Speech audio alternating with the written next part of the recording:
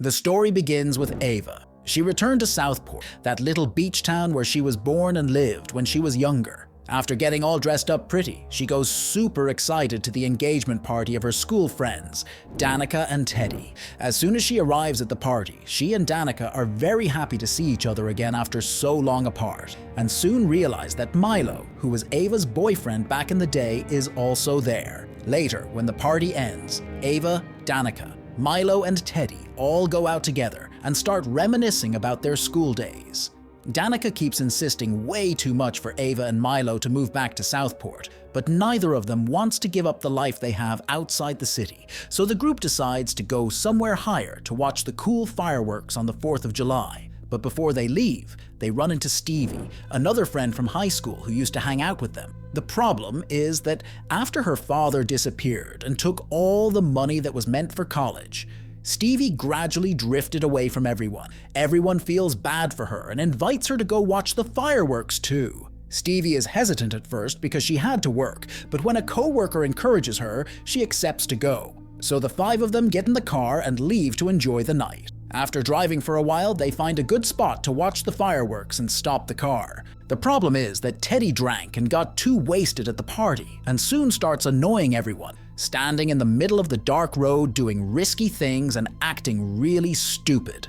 Soon a car appears coming fast with its headlights on, and everyone screams desperately for him to get out of the way and move his body, but Teddy doesn't care at all, finding everything very funny. Luckily, Milo manages to pull him out of the way of the car at the last second, moments before the worst happens. Danica gets very angry and worried about him, but Teddy is all pumped up about the crazy thing he did and continues clowning around in the street, not realizing the real danger. And then tragedy strikes. The driver swerves from Teddy, but ends up hitting the fence, and the car is left hanging over some very sharp rocks. Everyone is desperate watching that, and Teddy finally understands he's screwed up. He desperately tries to save the driver, while the others struggle to hold the car. But unfortunately, the car slips from their hands and falls onto the rocks below, making a terrible noise. And everyone is paralyzed with shock. Hey, what would you do if you accidentally caused someone's death and a year later discovered there's a psycho killer after you and your friends? The movie I'm going to summarize is called Kn0w Wh4t Y0u D last summer. It's an American film that mixes horror and mystery. This movie is the new continuation of the 90s franchise, and man, the twist at the end will leave anyone speechless. That's why I invite you to subscribe to the channel, turn on the bell, and leave a like to receive the best recaps. They start to freak out and argue about what to do, and then Teddy manages to call the police. Soon he tells the group they need to get out of there fast, but Ava absolutely doesn't want to because she thinks the driver is still alive and they need to go down to help. When Teddy promises her they'll go straight to the police station, she finally agrees to go with them. But instead of taking everyone to the police station, Teddy takes the group to his house. He firmly states that his father is very powerful and influential in the region, and that he'll solve everything using his connections, but they need to swear they'll never tell anyone what happened that horrible night. Everyone immediately agrees out of fear, except Ava, who has doubts. So Danica tries to convince her with strong arguments, saying tearfully that the truth would destroy everyone's lives, destroying careers, families, and futures forever. In the end, Ava reluctantly agrees with a heavy heart and leaves there with eyes full of tears and a terrible feeling of guilt. The story then jumps to the following year, where we see Ava returning to town again. At the airport, she meets a strange woman named Tyler and talks to her. Then Tyler asks for a ride to Southport since she's going there too, and Ava agrees casually. Further ahead, Milo shows up to pick up Ava at the airport, and on the car ride along the beach, he asks Tyler why she's there, showing interest. She excitedly tells them she has a very famous podcast about real crimes that actually happened, and that she came especially to Southport to do an episode about the horrible massacre that deeply shook the entire city in 1997, leaving marks on the residents to this day. Soon after, Milo and Ava arrive at Danica's bridal shower, where Stevie also shows up. It turns out that everything that happened last year made Danica and Stevie become very close, which surprises Ava. The guests then gather around Danica, who starts nervously opening each gift one at a time. But at a certain moment, she suddenly finds a note that says, "I know what you did last summer," which terrifies her. She tensely asks who left the note, but nobody says anything. At this moment, Danica's fiancé, Wyatt, approaches her, making it clear that she and Teddy broke up. Later, Danica shows the note to her friends in private and thinks it was Teddy who sent it because he's angry about her wedding. The problem is that Teddy was traumatized by what happened last year, and he lost it and became an alcoholic. Milo doesn't believe it's Teddy and wonders if it couldn't be someone from the victim's family, Sam Cooper. But Stevie says she researched and discovered that Sam had no family or relatives. Next, Milo, Stevie, and Ava go looking for Teddy, who spends his time drinking non-stop on his boat. They show him the threatening note that Danica received and ask if he has anything to do with it. But he totally denies any involvement in such an idiotic thing and says it's Danica's problem, that she's the only one receiving threats, and tells everyone to get off his boat. That night, Danica is very tense, so she relaxes in the bathtub while listening to meditation with her headphones. Meanwhile, Wyatt, who's downstairs, suddenly sees the outside light turning on by itself, which confuses him. He goes to check what it is, but there's nobody there, and the light turns off again without explanation. And then something unexpected happens. The man is struck by a harpoon. Injured, he falls to the ground while screaming in pain, but Danica can't hear anything because of the headphones. After struggling a lot, Wyatt somehow manages to get up, but it doesn't take long before he's brutally struck again by the harpoon in his stomach. The poor guy thinks it's a robbery and tells the person to take whatever they want. We then see the psychopath, who's wearing a black raincoat with his face covered and holding a giant hook to deliver the final attack without any mercy. Soon after, Danica comes down the stairs, where she sees in shock Wyatt's dead body and a message that says, "You can't erase the past." Later, we see her at the police station, where her friends show up to support her. Danica feels guilty, since she didn't hear his screams or help, even though she was home. At this moment, Teddy also arrives with his father, Grant, who promises Danica that he'll put officers to protect her house. The next day, the group gets together to try to understand why Wyatt was killed, since he had nothing to do with last year's accident.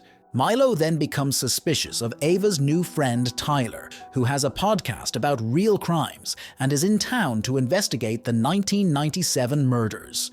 They listen to her podcast and discover that in 1997, a fisherman killed a group of young people who were trying to escape from a murder. The problem is that the fisherman cut them all one by one with his deadly hook, and it all started with an anonymous message. Hearing this, the group becomes even more suspicious because of the many similarities between the current situation and the 1997 tragedy. Teddy, on the other hand, warns that they won't find much information because his father, a wealthy real estate businessman, destroyed all the case documents to hide the truth from investors.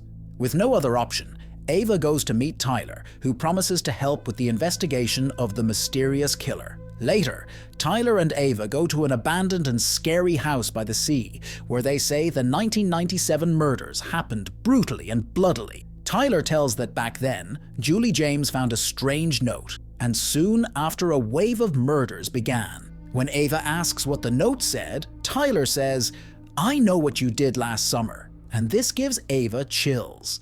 Tyler asks her to stay down there while she goes up to check. Ava starts to find all this kind of strange and sends her location to her friends. Suddenly, she sees the fisherman right in front of her. She thinks it's Tyler in costume, but realizes that Tyler is still upstairs and screams for her to run. The fisherman goes after Ava, and Tyler tries to get out, but the door locks. Ava manages to hit the guy and runs to lock herself in a room. When she comes out, she doesn't find the fisherman anymore, only finds Tyler all scared. Then a huge cage falls and traps Ava. She screams for Tyler to call for help, and the girl runs out to try to use the elevator, but the fisherman appears again and goes after her. Ava sees that Stevie arrived outside, but can't get in because everything is locked. Tyler escapes from the fisherman and goes to another floor. But before she can leave for good, the crazy guy appears out of nowhere and sticks the hook in her, right when Ava frees herself from the cage.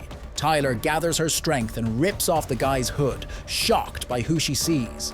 Recognizing the person, Ava manages to get out of the house and finds Stevie, and the two see Tyler hanging from the window. Everyone panics. The police arrive, and the friends try to calm Ava down. The next day, Ava goes after Julie, who now lives far away and works as a teacher. She tells her everything that's happening in Southport and asks for help. Julie thinks it's a joke, but when she sees it's real, she decides to help Ava. The girl vents everything, from the accident to the murders. Ava tries to convince her to return to Southport, but Julie says she swore to never set foot there again. She advises Ava that the killer has some personal score to settle, and the only way out is to find him before it's too late. After that, the girls go to Ray's house, the survivor of the 1997 murders, who nowadays runs a bar. Ray tells them that when he was young, the fisherman killed all his friends. Only he and his ex-wife Julie managed to survive. Ava then asks if Ray knows who could be doing the current murders, but he responds that he has no idea. But he advises investigating whose car Sam was driving. According to the report, the car was stolen. Later, the group goes to the junkyard where the car was taken after the accident. There they find the manager, who tells them the car belonged to Judah Gillespie, the town's pastor. That night, the group stays at Teddy's house to be safe, except Stevie, who needs to work the night shift. Teddy and Danica end up hugging together, while Milo and Ava go to the guest room. After being intimate, Milo goes out to get his charger from the car, but when he returns, the door is suddenly closed. He calls for Ava, but before she can hear him, the fisherman wraps a rope around Milo's neck, making the poor guy leave this world. The next day, Ava and Danica show up at a church to look for Pastor Judah, but an assistant tells them he's not there, so Danica asks to use the bathroom and sneaks into the pastor's office. Soon after, the pastor appears and talks to Ava. When the assistant mentions Sam's death last year, the pastor becomes uncomfortable and tries to avoid the subject. Danica, meanwhile, finds a book in his office with a photo of Sam and the pastor, showing they were very close. Then, the girls go to the police station and tell an officer that Pastor Judah is hiding something and that they should interrogate. But the officer soon warns Grant about this, and they decide to lock the girls overnight in a cell for being hysterical. They can't leave the room, and their cell phones are also taken away. That night, Teddy is drinking alone and watching the fireworks since it's the 4th of July. But he soon realizes that his electric gates are having problems and runs to see what it is. Unfortunately, this ends up being a mistake, because the fisherman who was watching nearby soon attacks him. The two enter an intense fight, during which the very injured Teddy manages to knock down the killer and escape. He then desperately tries to reach the house and warn his family, but the injuries slow him down. Unfortunately for him, the fisherman has recovered his strength at this point and drags him into the darkness. Moments later, Grant hears the doorbell ring, and when he opens the door, he's horrified to see his son all bloodied and barely able to keep himself alive. But the fisherman hidden nearby soon sticks the hook in his throat and tragically ends his life too. The next morning, at the police station, the officers are panicking, and the girls can finally leave. They exit the building and see that a bunch of people have gathered outside. We then see a disturbing scene, where the bodies of Teddy and Grant are hanging in the center of town, on display for the entire population to see. Danica is so horrified by this, and Ray advises the girls to leave Southport immediately for their safety, which they agree to. But at this moment, they see Milo's car nearby, but find his lifeless body lying in the back seat. Ava completely breaks down, but her friends soon pull her away. Stevie then takes the girls to a boat so they can leave this cursed town. Meanwhile, the police arrive at the church to arrest Pastor Judah, only to be greeted with a horrible sight. The problem is that the man has already been killed, his body left kneeling, and his eyes cruelly gouged out. Here, the police find a shocking photo among Pastor Judah's things. The photo shows Pastor Judah with Sam, and in a shocking twist, Stevie is right next to Sam, smiling warmly while hugging him. The scene then returns to the boat, where the fisherman suddenly appears and tries to attack Danica. Here, the girls' faces completely freeze in horror and total shock, because the killer reveals herself to be none other than Stevie, the friend they thought they could trust.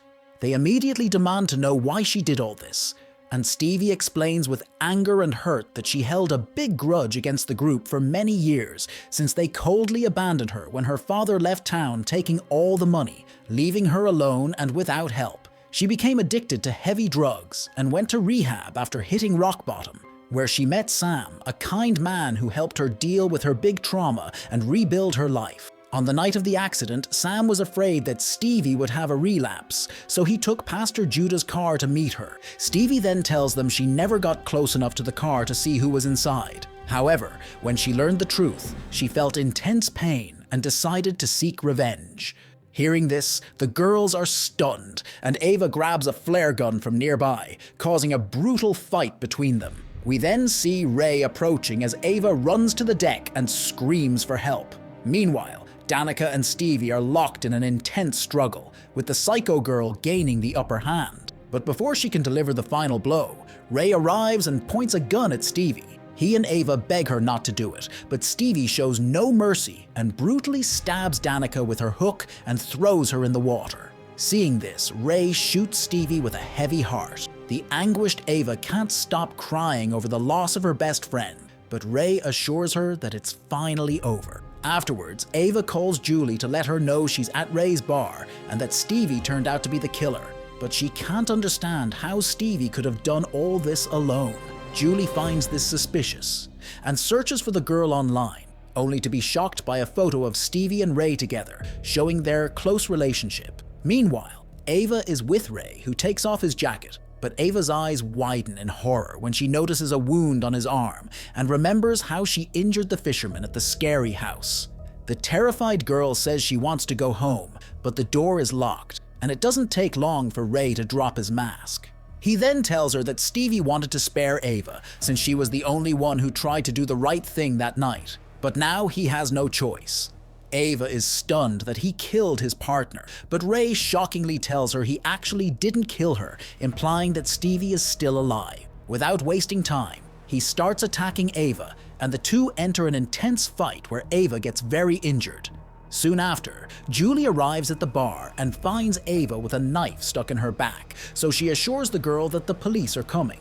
At this moment, Ray also appears, so Julie demands to know why he's doing all this. Ray explains that he's trying to do the right thing because these young people ruined Stevie's life by taking away the only friend she had. He also says he feels betrayed by the town of Southport because they archived the 1997 tragedy to attract new residents. Just as he suffered, he wants to make others suffer. Hearing this, Julie is stunned, and Ray tells her his plan to blame everything on her, claiming that Julie is the one who lost her mind. And then, when the crazy man is about to attack her, Ava hits him from behind with a harpoon and finally ends his pathetic life. In the final scene, Danica appears on the beach, barely conscious but alive, where a group of residents discovers her and rushes her to the hospital. After complete recovery in the hospital, she emotionally reunites with Ava, and the two escape to a quiet and isolated beach to eat something light and discuss everything that happened in their summer so far. Ava tells her that Stevie is still alive, and the girls joke that they should kill her before she hunts them first. In the final scene, we see Julie meeting with her old school friend. Julie tells her friend that she received a letter saying it's not over yet, and it mentioned Julie's friend. And so the film ends. What rating do you give this movie? If you want, I can bring a summary of the 1997 film. Don't forget to hit the bell to be notified of new recaps. So until next time,